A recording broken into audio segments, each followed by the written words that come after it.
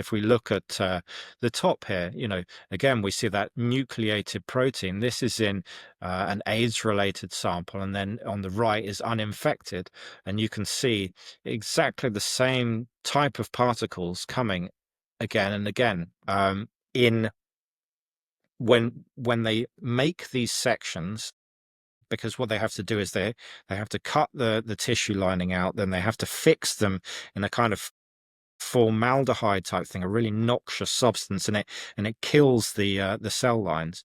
And when these cell lines are dying, when they've been starved in the petri dish, these cell debris blobs out from the main cell and kind of floats out away from it, and that's all that it is that they're pointing at. Here we can see virus particles in normal chick embryos. All of these things look exactly like the HIV particle that they're claiming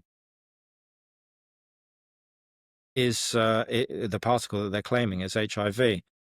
Again, in this bottom slide, the top two are supposedly infected and the bottom is uninfected. And so again, here we see exactly the same type of cells in all three of these images. So it's just cell debris. Now, that really debunks the visceral what is a virus, because they've pointed at the particle that is a virus, yet you can find these exact particles in places where they should not be.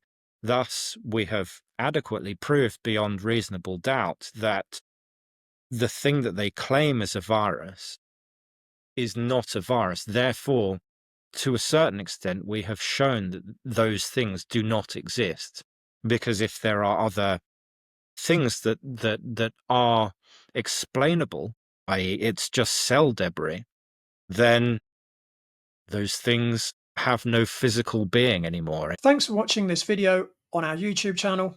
If you want to listen to the full episode, you can do by subscribing to the Radical Health Rebel podcast using the QR code on the screen.